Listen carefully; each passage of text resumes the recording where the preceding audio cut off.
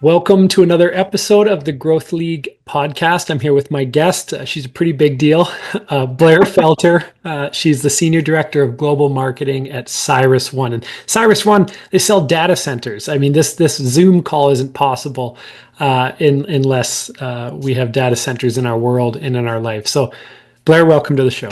Thank you. And thank you for calling that out. I mean, when I explain data centers to family, friends, everybody's like, I don't know what that is, Yeah, but it's true. It's really everything. Data centers are keeping us fully connected. And we'll totally. get more into that. And with Blair being American and me being Canadian, you're going to hear data and data. I want to encourage you to know that they're the same word and that they Right. mean the same thing. So, um, I'm sure Bill, we're screwing it up in the States, so no, you guys got it right. I guess we're going to be American soon, anyways. that's yeah, sure. Okay, different podcast, different Right. podcast.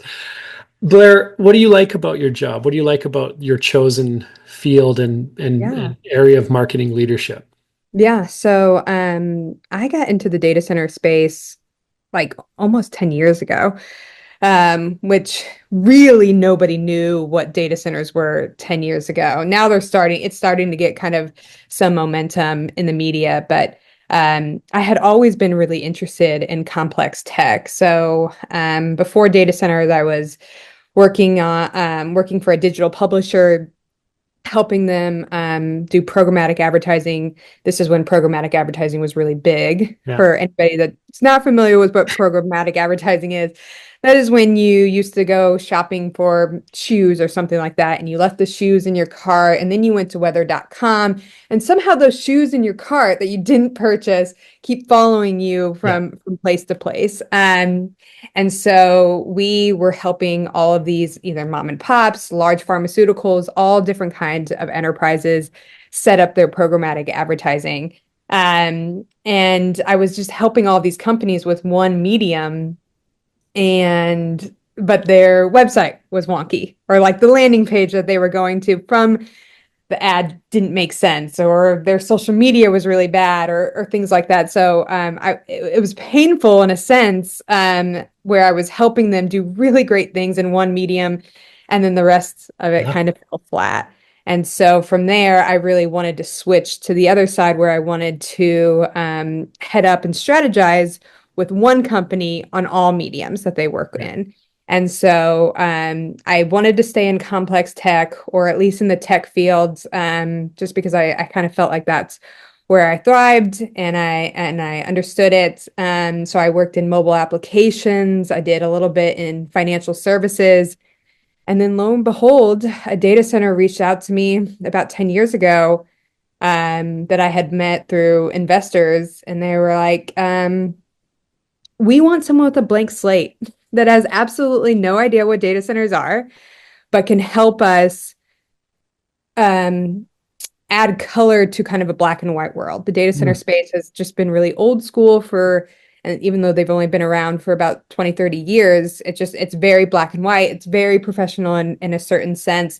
And they were like, we kind of just want somebody to come in and shake it up. Yeah. And sure enough, that worked. And I've been obsessed with the industry since then, and really trying to do exactly that, really trying to enhance the data center market, make people understand the benefits of it, explain it to communities, explain it to people outside of our customers, and then also with our customers, explain why we are so passionate about our services and things Yeah. like that. So, And so, if I'm hearing you right, as it relates to the profession of sure. marketing leader, your affinity came from a place of, I guess, being a bit disenfranchised with fragmented value journeys for Right. customers. You wanted to sort of architect the flow so that you have all the mediums and channels available to you to kind of stitch that together. Is that right? Yeah, absolutely. I think that's something that it gets really hard when you work for these really large corporations, where you obviously have your branding kit, and that kind of stays the same, but you have so many segmented or siloed teams that you could have really great quality in kind of one medium and then maybe not so great in another, and then they're not talking to each other. Yeah. And I saw that firsthand. And so my goal was, if we're gonna do this, we're gonna do this right. And so making sure that we are very much tied in Yeah. on all areas of marketing. Because as much as we could say that people are going to mostly see us from social media, it's like, Yeah. they actually might go through the website, or they might go through this channel, or they might read this article. So making sure that any place that they land is showing the same quality throughout was kind of really important. Yeah, that makes sense. What else do you like about the profession? Agnostic to CyrusOne, to the Yeah. company, but about this idea of leading a team in a function. What drives you and fills your cup with that? Yeah, absolutely. So I actually spent my 20s in my career doing every single facet of marketing. So I started off, like I explained, in programmatic advertising, and then I switched from the agency side and started working for different companies. And I worked for mostly growth companies. And if anybody has ever worked for growth companies or startups, you're usually a man or woman of many talents, and you're owning social media and landing pages and events and trades. It's just like you're owning every single With thing no budget. with no budget, right? And just like, Or it's team. correct. No budget. Oh, I was a one-woman show Yeah. for at many of these companies, and thankfully I was able to hire from there. But it was it was hard during that time, but really great in the end, because I've done absolutely every facet of marketing. I've done public relations, I've done events, I've done trade shows, I've done social media, I've done lead generation, I've done everything. So whenever I started kind of managing teams and growing from there, and then now heading up marketing, it's been so helpful for my team, is because I can give every single one of them guidance and Right. and truly understand. And I think that's where I think I don't know if it's bosses, but leaders are they can't put themselves in their employees' shoes Yeah. sometimes. And I think that's a miss. And I got Yeah. very lucky that I was hungry enough to and took on all these other criterias.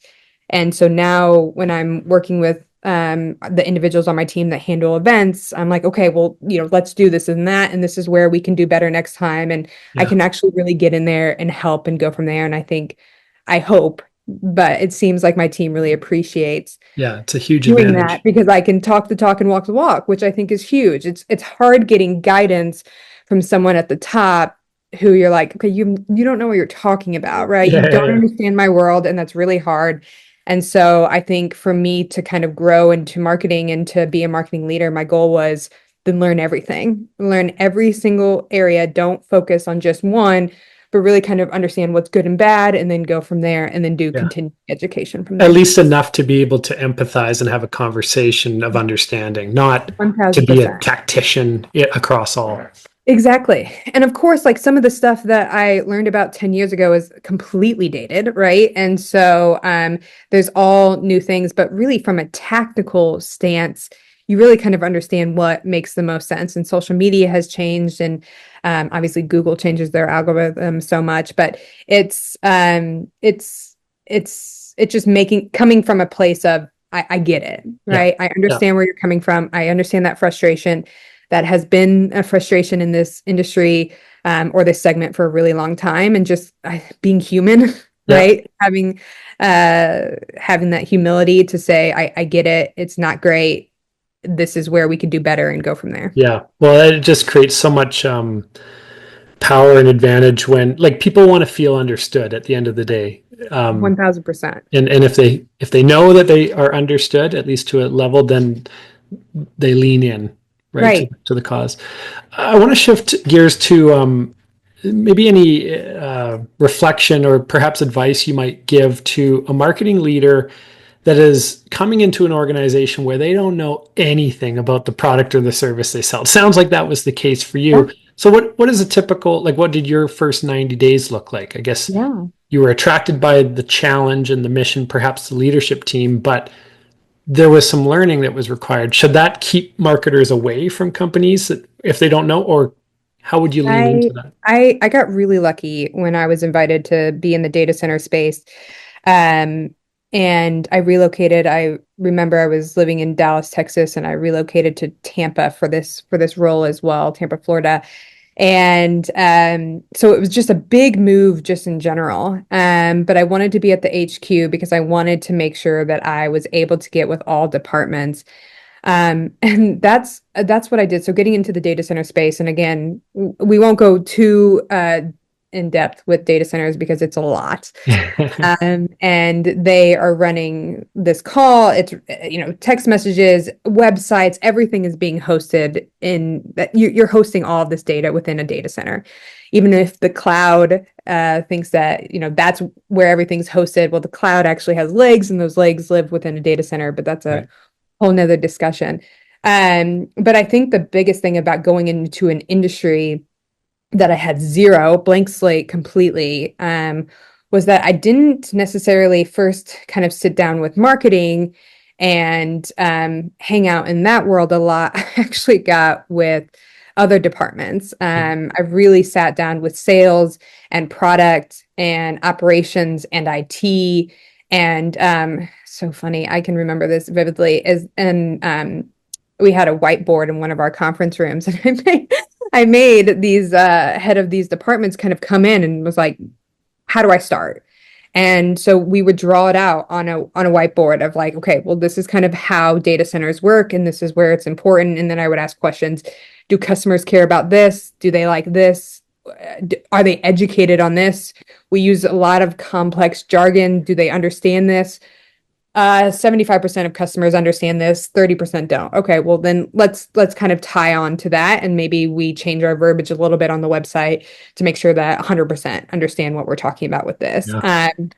So it was really just kind of getting in deep and then asking, but it was stepping outside of my department, and getting with the other departments that don't have maybe don't understand the public relations side or the external communication side, but they're very confident in their Yeah. work and they talk with customers. And so sometimes there's a disconnect where marketing is speaking to customers and doing all of this external, but actually having that intimate conversation, marketing might not always have an eye or an ear into that. And so working with other departments that are very close with it outside of sales, Yeah. obviously sales is very educational too, but working with operations and product and other teams has been was extremely helpful. And then I read a couple of data center 101 books and listened to a ton of podcasts and Yeah. things like that. And it took me about 6 months to be confident in the space. And I'm still constantly learning, but that was extremely helpful is That's getting other departments and honestly whiteboarding it and getting together and understanding how do you understand this industry and topic, and where will I get to a spot where I am comfortable yeah. talking externally about this topic. So Why do you think, in your case, why do you think leadership actually preferred someone with a blank slate in terms of understanding of the industry? And why do you think that that's maybe a hidden advantage in some cases? yeah, Bringing in absolutely. marketing leadership that needs to get on that whiteboard and Yeah. question some of the bias, perhaps. Sure, of course. I think, and that's exactly kind of what I was told during the interview process is that I think I won that role because I didn't have a data center background, but I had a ton of background in building a brand. Right. And so regardless if it was mostly B2B, so that was helpful, but it was just really building a brand. I think the company that I had came from just before this was mobile applications. So, and they were in their Series A, so there was, not a lot of us in that company. And I had to take this mobile app that was for hospitality businesses and promote it and go from there and also get funding and things like that. But what I think attracted the data center company that took me on was exactly that, is that I built a brand from scratch and that I used all of these different mechanisms to kind of build up a reputation Right. and go from there and help with the series A and then B and from there. But I think it's very helpful when you sometimes I think that my predecessor in that role Um, they did not, they kind of did everything by the book that made sense for the data center space. It was like, Yeah. okay, well, this is how we promote data centers. This is how everybody does it. This is how our competitors do it and things like that. And when you're a company in a growth mode, you can't just copy your competitors Right. because you won't be seen, right? You'll check the boxes of, okay, this is the information that needs to be displayed. This is how we talk about it. But when you're in the growth mode and you don't have the budget like your competitors do, or you don't have the no name brand name or things like that, you really have to be different. Yeah. And this is kind of where you have to kind of go outside of the box, do things that other data center providers weren't doing at the time, get out there more with public relations, do cooler things with your brand, actually have sit down events with your customers, and focus more on that, Yeah. rather than what's easier and what everybody else is doing within your Yeah. space. Yeah. If we're saying the same thing, we're really saying nothing, I guess, right? Right. And Yeah. is there anything? It might be a tough question, but is there anything that you just generally don't love as much about the role of marketing leader that has always come as a bit of a challenge to you? You got to do it, but it's not Sure. why you signed up.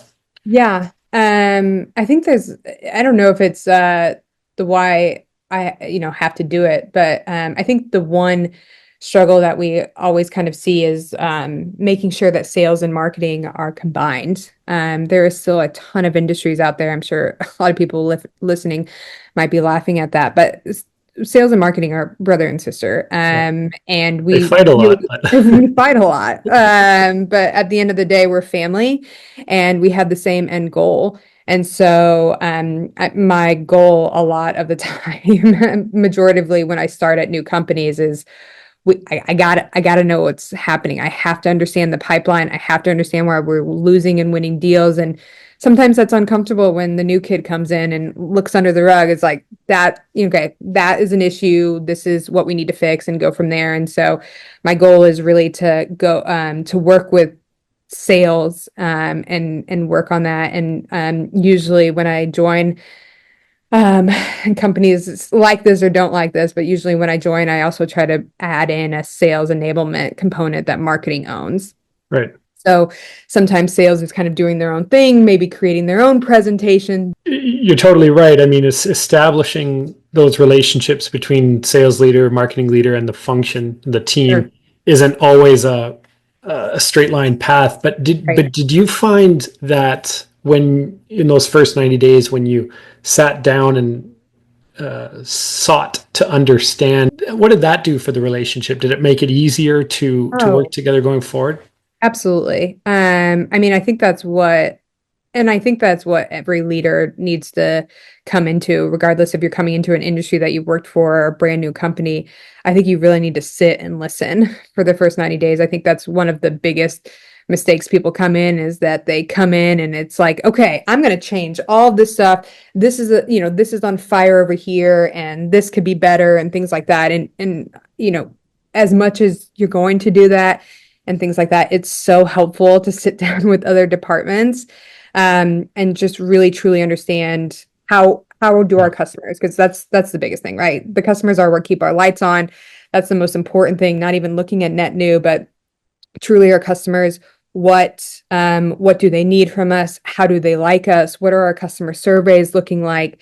And then kind of breaking that down and then understanding the landscape of how we're doing working with sales, looking at all that. So it's really, I think you have to get with other departments. You have to understand the customer. You have to understand our offering. And then after that 90 days, you just start implementing based on where we're seeing we're seeing some of our growths and where we're really strong at, and then where our weaknesses are. We'll kind of start notating how we're going to fix that. Right. Makes sense.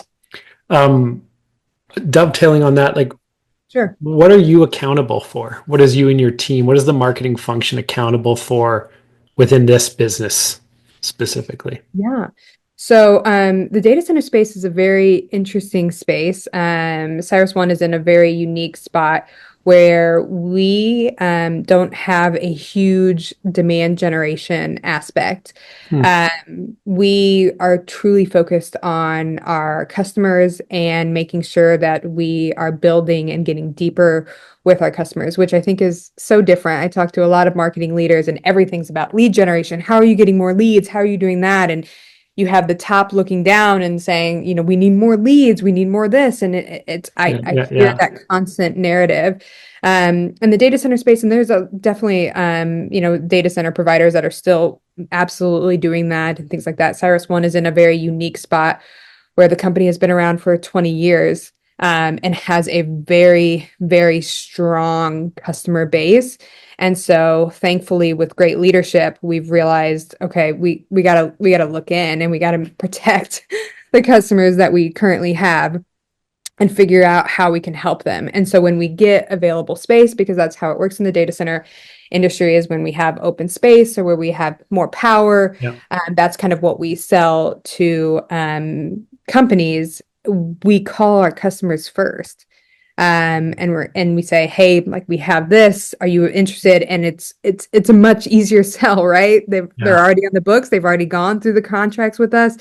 Our job is just to make sure that we are doing a good job of making sure that they're happy and that we're communicating with them and things like that. So CyrusOne has done a great job of investing in a massive customer success team, and leader and all of that to make sure that we do that. And then marketing's goal, to get back to your original question, marketing's goal is to really make sure that we are building a brand not only our customers are proud of, but also our investors and the public, and doing things like that. Right. And so we have a big goal for 2025 of deepening our relationships with our customers, but more from like a community stance, Right. and really co-marketing with our customers and making sure like what can we do for the world and what Yeah. can we do for the good, and working with communities, especially communities where we have data centers, and figuring out, okay, where can we enhance?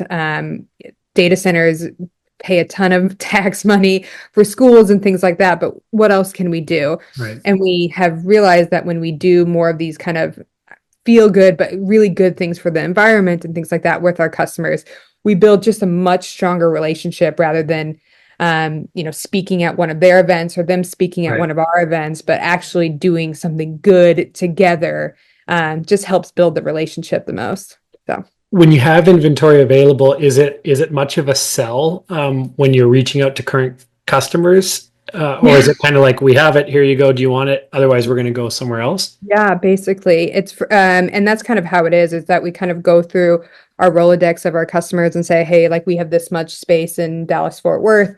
Are you interested in it? And then we kind of go through that. And it's a much easier sell. And if we don't have any customers that are interested in that, which is kind of a rarity, then we could go outside of that. Got it. Uh, and we still kind of we'll still engage outside individuals from having that conversation in case something unique comes up that they need. But we mostly work with our customers, even That's when we're awesome. looking at net new land and building new data centers and things like that. We absolutely are talking to our customers and talking to market research and making sure that, okay, hey, is this a good area for us to, are you interested in this area? Do you have a new HQ coming there or something like that, where you might need a data center in Right. close proximity, and then working with them. So regardless, having that deep relationships with customers is just huge. And that's one of our main goals for 2025 is getting deeper with Hmm. our customers and making sure that if there are areas where we're not doing a great job, fix it. Yeah. Very interesting, very unique, very, I guess, awesome to be in that situation. I think all Yeah. marketing leaders are envious of that. Yeah. What do you rely on? Like, how do you know if you're within the accountability that you have? How do you know if you're doing a good job or not? Yeah. We do a lot of networking and talking to third-party research firms, and we do a lot of customer surveys and just a lot of kind of conversations in general. Our site managers We have 60 data centers throughout the world. So our site managers that we've had, majority of them have been around for their tenures, 10 plus years. And so they really know kind of these facilities inside out, and they are very close with all of our customers, as well as our account managers and sales and our incredible customer success team. So we we are very, at least we try to be very intimate with how our reputation is looked at from our customers. Those surveys are really important. Anytime we do an implementation, so anytime they actually, maybe buy new space and get their infrastructure in our data centers, we do kind of a survey after that to see how did the process go? Was there any hiccups?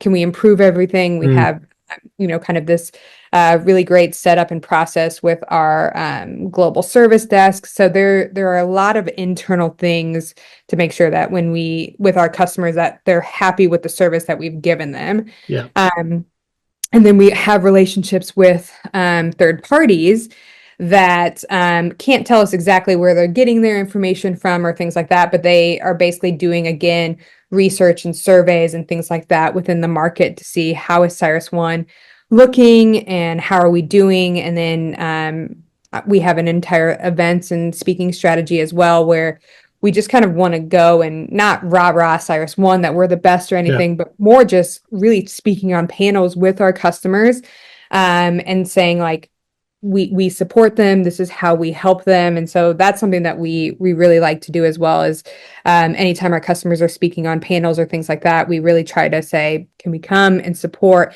and anything along those lines. So just as interconnected as you possibly can be. That's what we're trying to do. And on top of that, less explicit, but what is something that you personally feel within your heart and mind that allows you to understand, I'm doing a good job for my team, with my team, for my function? Is it conversations you have in the hallway? Is it something less quantitative that you rely on? Yeah, no, I do. I really do appreciate the feedback that I'm getting from my team. I've been with CyrusOne for about 9 months now. And the feedback is just huge. And I asked my team for surveys as well, where we just kind of have this open communication as to, I want you to tell me the good, bad, and the ugly. And the feedback has been really good. And when I get some feedback, I think one of my weaknesses, maybe not a true weakness, but I demand a lot from my team, because everything that the marketing team puts out shows it is reflected on us, right? The whole don't judge a book by its cover doesn't really tie in with marketing, right? If you see content that's not very good, you start to have a different image of that brand. If you see a website that looks a little wonky, you're probably not going to put your credit card information in there, right? Right. So I expect really good quality, but there's a ton of feedback that we talk throughout. Me being in Dallas at the headquarters of CyrusOne is extremely helpful, because I get to communicate with the team. And then we have an open door policy within my marketing network that's with marketing team, that all communication, we're just open and honest. And so it's been really helpful to come in and to clean things up and really to just give a lot of people in my team a voice. I think that's something that they haven't had. And we talked about this at the beginning, because I understand where they're coming from. I can truly just understand their frustrations and let them be heard. And that goes a really long way of having a leader that listens to you, supports you, and I fight for them, right? And I think that's why my team seems to be happy with. That's awesome. If I was looking for a job, it sounds like a team I'd want to be a part of. Come on over. I got 2 little girls, so I don't have time for anything. Oh my goodness, that's awesome. At this stage in the game where you're at now, if you could wave a magic wand and just radically improve one area of the marketing system, what's the biggest challenge that you and your team are burdened by today? And how are you navigating it with and for them? Yeah. I would say one of the biggest areas is probably understanding how to separate our budget from what is going to make. I mean, it's a struggle that every marketers have, Yep. but since we're not focusing on lead generation, a lot of people are probably like, "You're so lucky, you don't have to worry about ad spend and all of this things." But it actually comes into a little bit of a different because showing what actually is working is a little bit harder because it's already Right. with our customers. And so showing kind of the ROI, which is a naughty Different. word in the marketing space, but understanding kind of which facets are working and what are not. And so this is kind of where it comes back to our customers. I mean, we do a lot from public relations. We're really trying to kind of be on speaking panels. We're really trying to be in articles. We're really trying to kind of do more on the community engagement side. We're really trying to work with state and local government officials to help them understand the data center space. And so it just comes to really, I think the struggle that we have where I could wave a magic wand is where I could just hopefully understand where the biggest impact comes. Mm, And so we focus a lot on public relations, which is huge, and tracking with our customers and communicating. Is it helpful with you see this? So when we post on social right. media that we just got this capital or we just got this sustainability award or things like that, like does that give you the warm and fuzzy that you want to continue doing business with us because of this? Right. Um, and we're getting that feedback that yes, it's like we trust you as a brand, but we need to keep seeing that you're innovating and that you're doing good things, or we're going to go to somebody else because there's a Right. ton of great data center operators out there. And so that's kind of some of the good feedback that we're starting to get is that keep doing the awards Yeah. and the articles and that because it is being seen by your customers. It's so hard to Yeah. measure because it's not, you just can't see that line as to, yep, they saw it, they clicked on it, they purchased, they went from there, right? So that is not figured out and it's very much skewed. And so I wish there was more of a, I don't know, magnifying glass or a magic something that just let me know, yes, absolutely. Because we did this, our customer saw it and decided to call us and ask if we had more space and things Right. like that. And, So when you're pursuing sort of non-conventional KPIs like that or sure, metrics of impact, how is that possible unless you have like the total buy-in from leadership that we're gonna measure ourselves and our impact in a way that you won't find in a textbook? Like right. how It's can it's you always a navigate that? struggle. I won't sugarcoat it. And I'm very lucky to have wonderful leadership here that is trusting our guidance with that. And I think it helps that we're getting really good customer feedback as well. And that we're getting more visibility and things like that. But it's hard, right? You're asking for money. You can't show the return on investment. And then when you have a conversation 4 months later with, customers like, oh yeah, yeah, that was great. I saw that you guys got that sustainability award. That was really wonderful. I'm glad to Right. see that you're focusing in this area. Right. And it's like, oh, you did see that. So Mm. wonderful. Document that and share it Yeah. internally. Yeah. But it's nice. But it's a hard conversation to have. We have been very thorough with our budgets, especially going from 2024 to 2025. And we're really going to use this year as a testing year to see does it continue to make sense to do certain things. We've slowed down in certain areas, but I still think at the end of the day that making sure that we still have a public presence and that making sure that our brand is respectable and that our customers continue to trust us and that we show that we're still making strides in innovation is huge and what we're going to continue to do. So, That's awesome. yeah. I uh I really appreciate you kind of giving us a peek behind the curtain and how you've been able to so effectively leverage all of the stops along your journey and the learnings of every aspect and element of marketing and using that as a sort of the fabric in which you lead or by which Right. you lead. I think that that's a really important reminder for people is to don't, when you move on from jobs in your journey as a marketer, don't forget about it and close that door off. Right. Leverage that stuff to make, you know, how you're showing up. And then in addition to that, the lesson around uh, being okay with entering a company or an industry of which you know nothing about the product you sell, but what do you do in those first 90 days? I think a lot of marketing leaders find that I don't know a lot about this, so I'm just going to have to go read in isolation. But in fact, the opposite is effective, where you're leaning into and building alliance and understanding. Yeah, And it's then, true. And I think that's actually really hard. I think the job market has been really hard for a lot of people. And so I think some recruiters have wanted to keep people in their same yeah, bucket and yeah, industry. And I would advise to kind of step outside of that and help. I mean, obviously I've been in the data center space for a while, but if the CMO at the first data center company, if they wouldn't have given me a shot, I mean, it would have completely changed their brand and they wouldn't have been where they needed to go because you bring an outsider in that's not going to follow the same rules, but follow other rules where they've seen trial and error and it's worked in other areas. love it. And that's what you need, especially in the growth mode when you're a growth company and that you don't know the magic sauce yet and you're still trying to figure it out is don't you can't just mimic your competitors, but you have to spice it up a little bit, and that's what's going to help you get the visibility that you need. I love it. Blair, I appreciate it. Thank you so much for sharing your way of playing this great game of marketing leadership. And I know a lot of folks are gonna take a lot of value from this. So thank you for your time. Oh my gosh, thank you for inviting me. I appreciate it.